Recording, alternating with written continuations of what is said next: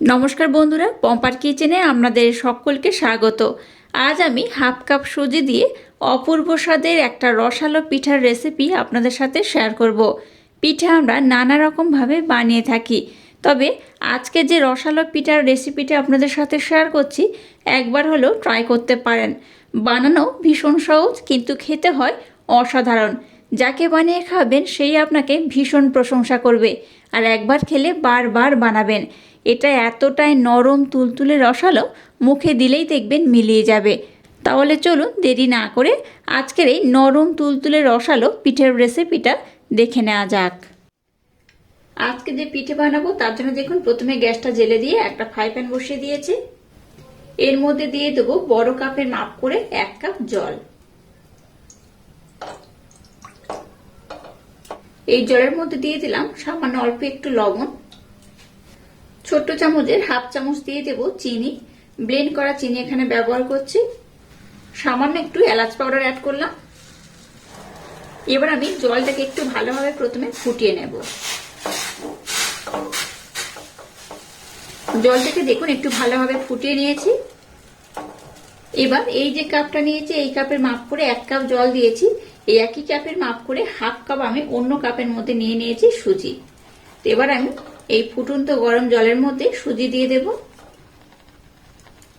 যতটা জল নিয়েছি তার অর্ধেক এখানে আমি সুজি দিয়েছি।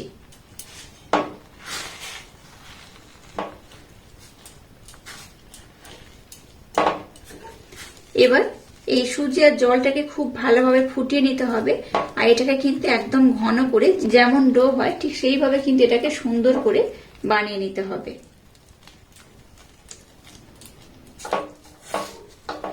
এইভাবে কন্টিনিউ কিন্তু একটু নাড়াচাড়া করবেন, তাতে করে এটা একটা ডোতে পরিণত হবে। মিশ্রণটাকে দেখুন কন্টিনিউ এইভাবে নাড়াচাড়া করতে করতে অনেকটাই ঘন আমি ডো করে নিয়েছি, দেখে বুঝতেই পারছেন। এটাকে আর একটু ঘন করতে হবে। তার আগে এখানে আমি আর একটা উপকরণ অ্যাড করব। এই পর্যায়ে এখানে আমি 1 চামচ ঘি দিয়ে দেব। খুব বেশি দরকার নেই, 1 চামচ দিলেই হবে।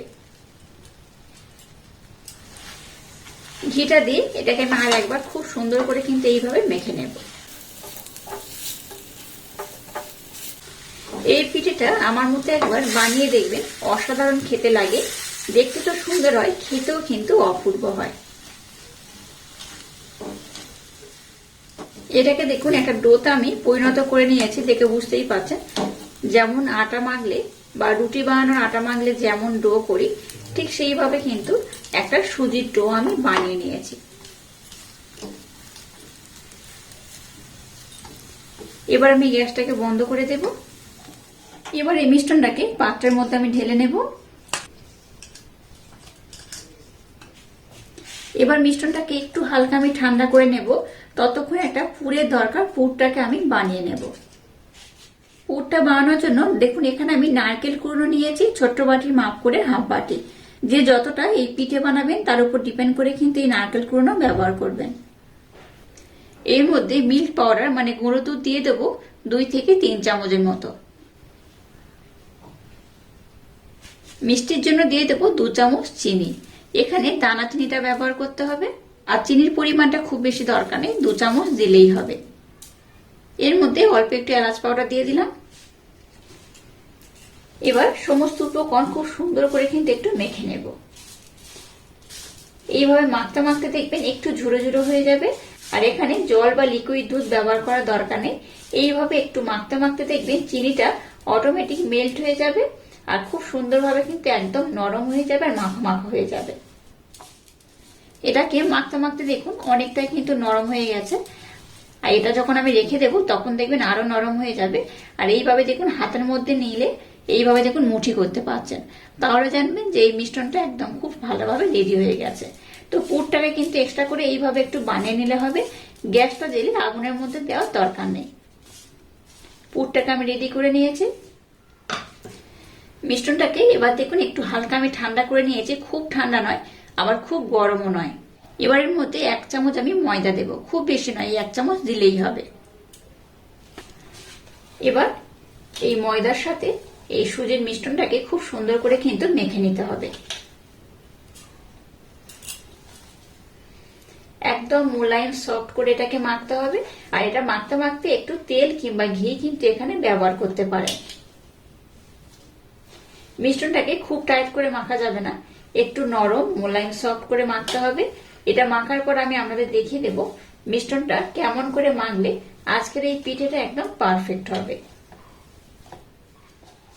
মিশ্রণটাকে দেখুন, আমি কিন্তু একদম মোলায়েম সফট করে মেখে নিয়েছি, দেখে বুঝতেই পারছেন কতটা মোলায়েম কতটা সফট হয়েছে। এইভাবে কিন্তু একদম সুন্দর মোলায়েম সফট করে মেখে নিতে হবে, তাতে করে আজকের পিঠের রেজাল্টটা একদম পারফেক্ট হবে। এবার দেখুন উপর থেকে একটু ময়দা এইভাবে দিয়ে দিলাম, আর যে ডোটাকে আমি বানিয়েছি সেই ডোটা এবার আমি নিয়ে নেব। হাতের মধ্যে এইভাবে প্রথমে একটু গোল করে নেব,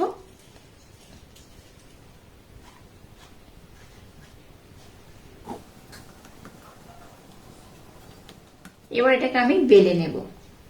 খুব পাতলা করে যেমন বেলবো না, আবার খুব কিন্তু মোটা করেও বেলবো না।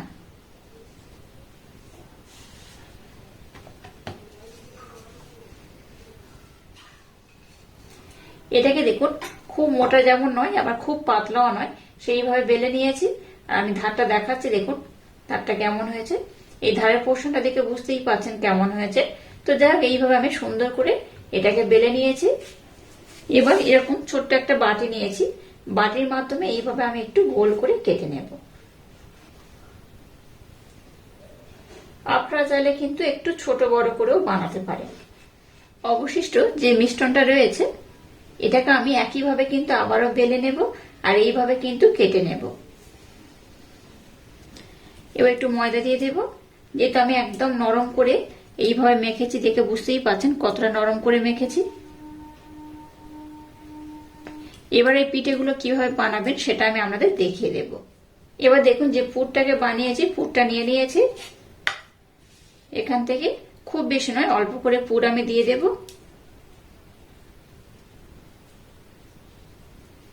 এইভাবে একটু লম্বা করে পুরটা দিলাম। এবার এটাকে এইভাবে আমি আলতোভাবে মুড়ে দেব। এইভাবে মুড়ে দেওয়ার পর মুখটাকে এইভাবে কিন্তু বন্ধ করে দিতে হবে। আর দেখেই বুঝতে পারছেন আজকের বানাচ্ছি মুগ শলা পিঠা। এই পিঠাগুলো দেখতে যেমন সুন্দর হয়, খেতে কিন্তু তেমনই অপূর্ব অসাধারণ। একবার এইভাবে বানিয়ে খেলে আপনাদের দেখবেন বারবার বানাতে ইচ্ছা করবে। আর সুজি দিয়ে বানানো এই পিঠাটা খুবই অপূর্ব খেতে হয়। এবার আমি মুখটাকে ডিজাইন করে দেব, তার জন্য দেখুন এইভাবে মুখটাকে একটু মুড়ে নেব। একটু ময়দা এখানে নিয়ে নিলাম, যেহেতু মিশ্রণটাকে আমি একদম নরম করে মেখেছি তাই এইভাবে কিন্তু লেগে যেতে পারে, তাই এইভাবে হাতের মধ্যে একটু ময়দা নিয়ে নিতে হবে।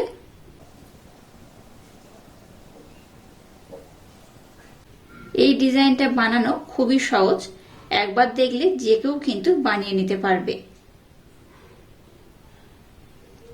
মুগশলা পিঠা আমরা অনেক রকম ভাবে বানিয়ে থাকি, এইভাবে একবার বানিয়ে খেয়ে দেখুন, আপনাদের কিন্তু এই পিঠে করার সিজনে বারবার এই পিঠে বানাতে ইচ্ছা করবে।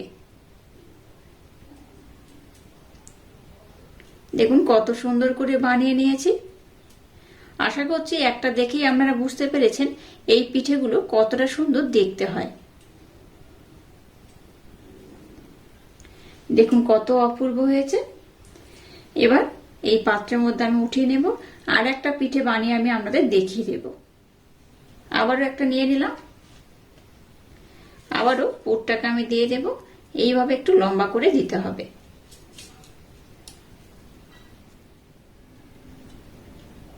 এবার এইভাবে কিন্তু মুখটাকে আস্তে আস্তে বন্ধ করে দেব।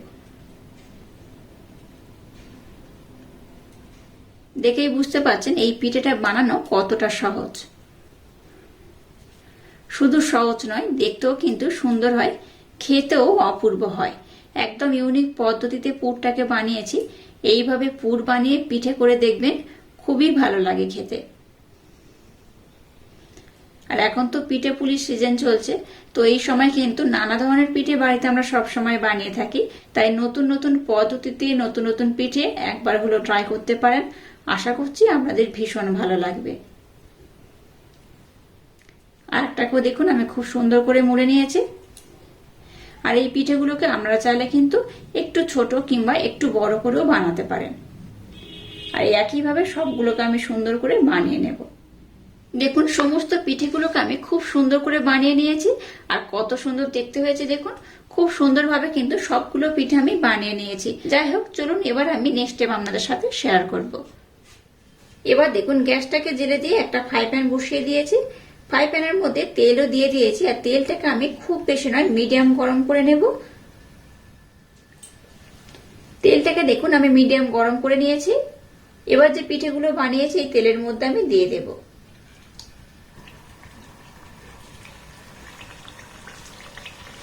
একেবারে সবগুলো পিঠে আমি দেব না, আমি এখানে তিনটে তিনটে দিয়ে কিন্তু ভেজে নেব। উপর থেকে এইভাবে তেল দিয়ে দেব। আপনারা চাইলে একদম ডুবো তেলেও ভাজতে পারেন, তবে আমি কিন্তু এইভাবে একটু উল্টে পাল্টে হালকা লাল লাল করে ভেজে নেব। খুব কিন্তু লাল লাল করে ভাজা যাবে না, একটু হালকা লাল লাল করে ভাজতে হবে। তাতে করে পিঠেটা দেখতেও ভালো লাগবে, খেতেও কিন্তু খুব সুন্দর লাগবে। আর গ্যাসের ফ্লেমটাকে একদম লো করে কিন্তু ভাজবেন না, ভাজার সময় লো টু হালকা মিডিয়াম দিয়ে ভাজবেন। তাতে করে কিন্তু পিঠেগুলো ভেঙে যাওয়ার সম্ভাবনা কম থাকবে, আর নতুবা পিঠেগুলো কিন্তু ভেঙে যাওয়ার সম্ভাবনা থাকবে। তাই লো একদম না দিয়ে লো টু মিডিয়াম দিয়ে পিঠেগুলোকে কিন্তু ভেজে নিতে হবে। আর এই পিঠেগুলো ভাজতে খুব একটা বেশি সময় লাগে না, খুব কম সময় কিন্তু পিঠেগুলো ভাজা হয়ে যায়। একদিকে দেখুন খুব সুন্দর কিন্তু একটা কালার ধরেছে, দেখে বুঝতেই পারছেন। আর একদিকটা আমি উল্টে দিলাম।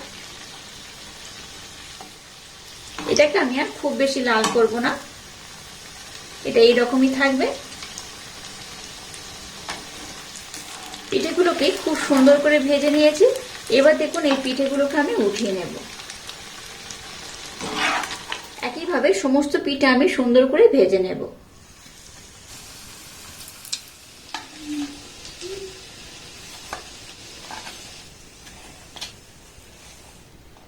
পিঠেগুলোকে দেখুন আমি খুব সুন্দর করে ভেজে নিয়েছি, দেখে বুঝতেই পারছেন কতটা সুন্দর দেখতে হয়েছে।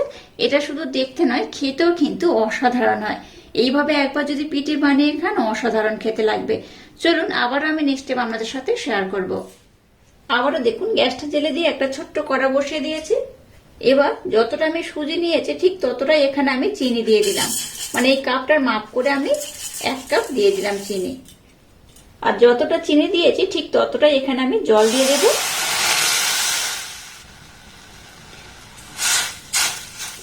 এবার এই চিনিটাকে জলের সাথে খুব ভালোভাবে মেল্ট করে নেব। এটাকে খুব বেশি যেমন ঘন করার দরকার নেই, আবার খুব পাতলা রাখলেও হবে না। জাস্ট চিনিটাকে জলের সাথে মেল্ট করে নিয়ে একটু ফুটিয়ে নিলেই হবে। গ্যাসটাকে লো টু হালকা মিডিয়াম দিয়ে দেখুন একটা শিরা আমি বানিয়ে নিয়েছি। আর শিরাটার ঘনত্ব দেখে বুঝতেই পারছেন, খুব যেমন ঘন নয় আবার খুব পাতলাও নয়, এইভাবে কিন্তু শিরাটাকে বানাতে হবে। এবার এই পিঠেগুলোকে আমি একটু হালকা ঠান্ডা করে নিয়েছি। এবার এই পিঠেগুলোকে আমি শিরার মধ্যে দিয়ে দেব।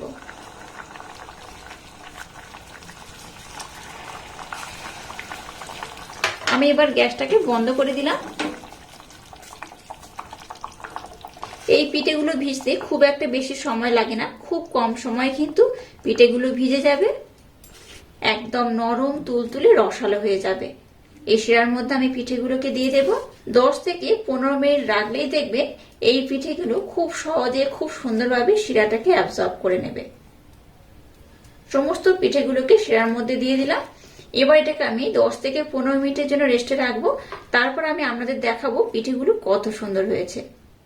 পিঠেগুলোকে এবার দেখুন একটা পাত্রের মধ্যে আমি সার্ভ করে নিচ্ছি। এটা কিন্তু একদম নরম তুলতুলে রসালো হয়ে গেছে। এই পিঠেটা এইভাবে একবার না বানালে ভীষণ মিস করবেন। প্রত্যেকটা পিঠে দেখুন একদম নরম তুলতুলে হয়েছে। দেখুন পিঠেগুলোকে পাত্রের মধ্যে আমি সার্ভ করে নিয়েছি, আর কত অপূর্ব দেখতে হয়েছে দেখুন। পিঠেগুলো যেমন নরম হয়েছে তেমন তুলতুলে হয়েছে, আর তেমনই কিন্তু রসালো হয়েছে। এটা এতটাই রস অ্যাবজর্ব করেছে, দেখে বুঝতেই পারছেন কতটা সুন্দর হয়েছে। এটা শুধু দেখতে নয়, দেখতে তো লোভনীয় হয়েছে, খেতে কিন্তু অপূর্ব অসাধারণ। এইভাবে একবার খেলে আপনাদের বারবার বানাতে ইচ্ছা করবে।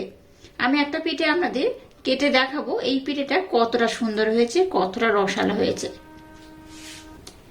আমি একটা চামচ নিয়েছি, চামচের মাধ্যমে আমি আপনাদের কেটে দেখাচ্ছি। দেখুন কতটা রস অ্যাবজর্ব করেছে, এই দেখুন।